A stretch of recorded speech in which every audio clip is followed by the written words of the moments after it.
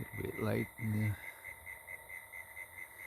the day for it, but there's a few clouds over the east. Today being the 6th of April 2023.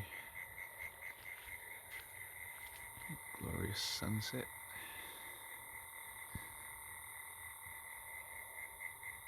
Venus.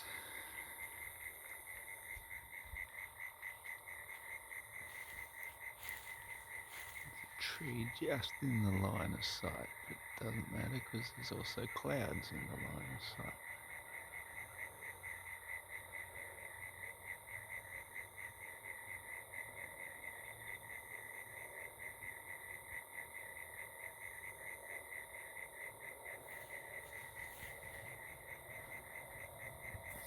If we zoom a little.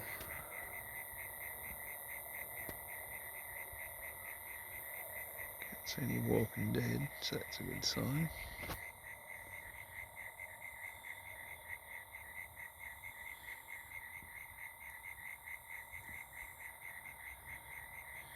Back to zero zoom.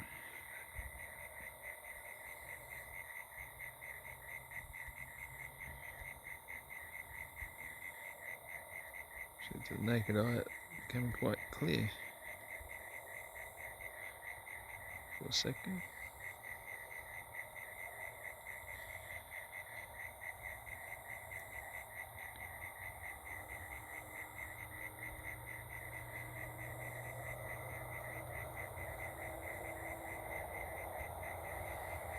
Anyway, the moon was actually full at about 2:30 this afternoon, which meant this side of the stationary planar Earth didn't actually get to see it fully full. This morning it looked super full as I watched it setting on the way to work, but obviously not quite. And now it's not quite full by roughly the same amount, a little bit less. So it's as full gets this month.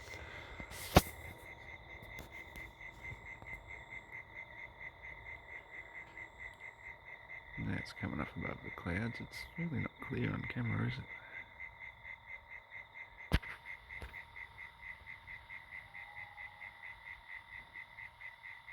Hello. We have an orb. It's a moon glow.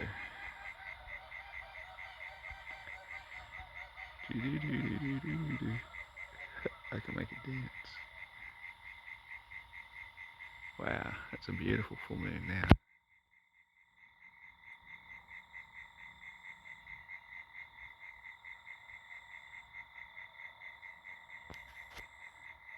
If there's a wave, it's a bit better.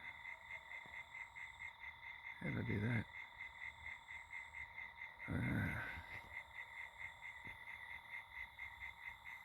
And stay there.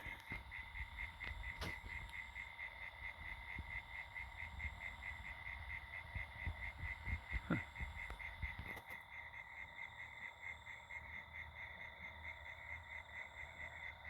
Try that one more time.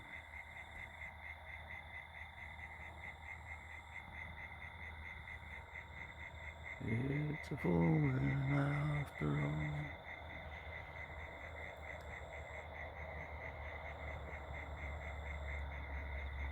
There's someone having a party up the road or something.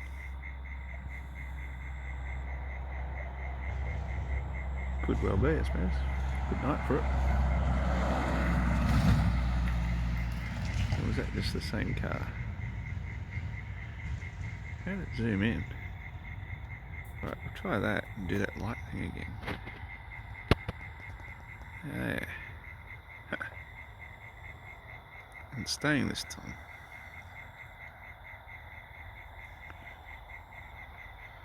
Cool. Let it go, and it's staying. Well, what do you know?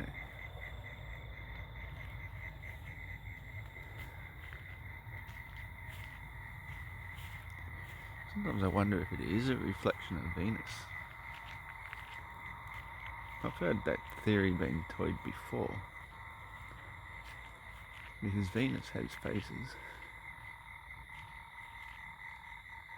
and it kind of can work. Like, I never thought it could before, but now I'm starting to think otherwise. Is that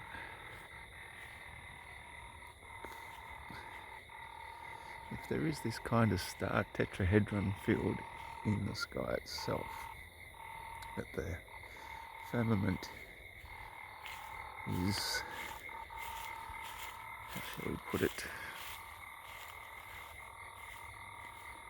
a star-tetrahedron shape. And it's not a dome at all. It's a big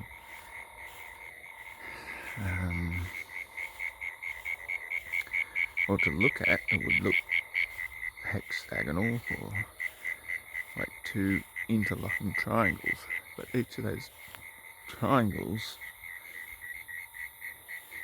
is in fact a pyramid. Like, oh, just like that. Wow. Ask for a pyramid and you shall receive. Just like a Hills Hoist. How about that? Look at that, it's even got 4 sides. Bloody brilliant. Just like that. Ask and you shall receive. Try and get that back into the light now. See, it's got 4 sides. And so if that was just one side, the top side, and there was another one inverted, interlocking with it, creating the star tetrahedron shape. Far out. Maybe this is how I get to model it with the Hills Hoist. Each of those pegs is a star. Far out, hold my beer. So as you rotate the stars, they seem to go clockwise. And if I stand back here and rotate them the same direction, now they're going clockwise still. See? They're still going the same direction, it just looks different. Because we're not looking up at Polaris. See, that would be Polaris. That right there. At the top of the pole. So if I put pole stars around there to the equator, then standing this side of it looking up, that would seem to rotate one way, and then turning and facing the other way. Man, this full moon has sent me full lunatic. Awesome. Awesome. That's even roughly, try to get it into the fading twilight here, that's even roughly about the angles, if I was to build a model, that I would build it at. So it's not going to be that difficult to put an inverted one inside of that. And voila! The star tetrahedron sky model. I can put fairy lights on it to mimic the stars. But even that is still not going to do it justice. That's the trouble. Still not going to do it justice, is it? Oh, Venus. No. Because it has to have crystalline structured sides like glass, so that every fractal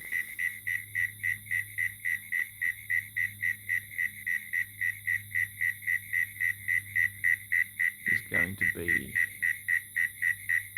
reflecting the inner side stars, creating the appearance of a southern celestial star in all four quarters. It looks the same in every quarter when it's their local nighttime. I hope my explanation makes sense, because it's forming a coherent picture in my mind. I still can't quite explain it that well. I too need to see a model to fully understand it.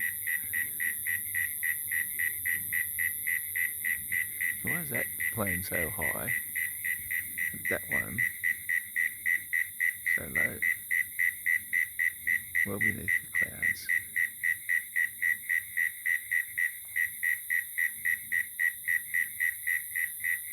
Is that one in fact higher than the clouds? Or is it as low as it seems, and really only about less than a kilometre high? Less than the clouds high. Let's see if I can zoom in on that. Well, it could be coming in to land at Casino Airport. That's a possibility. The plane's actually landed there. It's just an airport for show, but it's possible. Should stay out here till Orion comes into view. I think we should. I can see it.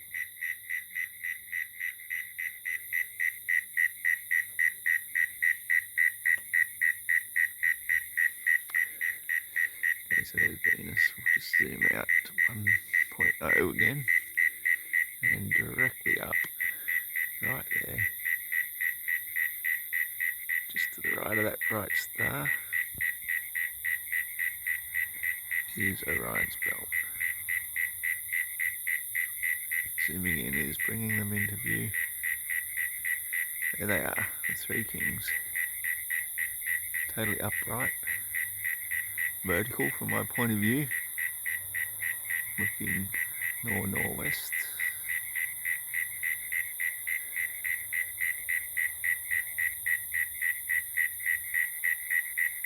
If I can take that night view off a bit, that might bring them. Yeah, there we go. There we go. Now you can see them a bit more clearly.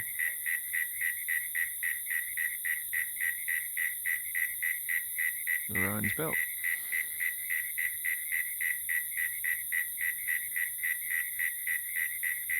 Cool. Oop. Get a 0.9, it goes dark. And the sky, still a massive, long, lingering twilight. It's nowhere near as bright as the camera's showing it. I'll see if I can darken it. That's about accurate brightness. Fully dark view that the camera will give. That's actually pretty close to how I view it with my eyes. It's actually a little bit lighter than that. Up higher. The camera's not real good at all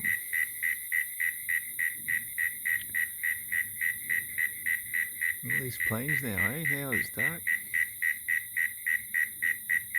I can hear that one, I can't see it. There it is.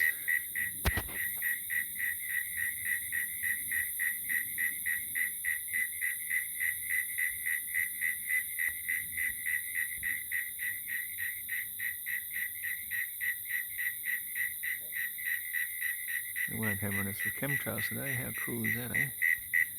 But the camera wants to take best light conditions, and it's kind of picking up on light that the eyes don't see. As I say, the true darkness is like that right now, or about somewhere in between, about there.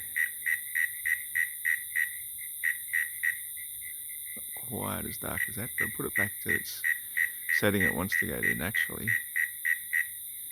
Look at all that lingering twilight, and I mean, look how high the moon is now. I full moon always rises exactly at sunset. So today it'd be maybe 20 minutes later. I've been filming for 15 and the sun was well and truly set when I came outside, like well and truly. I watched it half an hour ago setting. A few clouds in the way though. But I was out there soaking up the last of the sun rays this evening. And I'd been inside for ages. So that sun has set ages ago, like more than half an hour. And look at the twilight we get. Where's the shadow of the earth with the sun setting beneath the horizon? Huh? Where's the distinct shadow that it should cast? Like anything else that the sun goes behind makes a distinct instant shadow. Instantly cooler. Shade of a tree, shade of a building, shade of a telegraph pole when you're standing on the road, side of the road in the heat. Gives you instant coolness.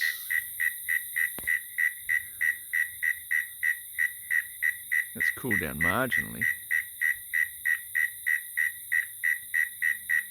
but it hasn't plunged us into instant shade with all that twilight. And instantly much cooler from what it was. No sirree, Bob.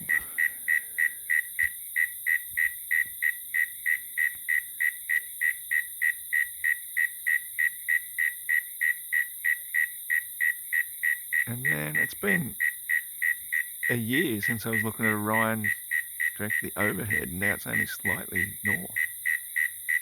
It's meant to be a seasonal constellation. It's virtually in the identical same place, man. Come on, we are not on a spinning space ball hurtling through space, man. We are not.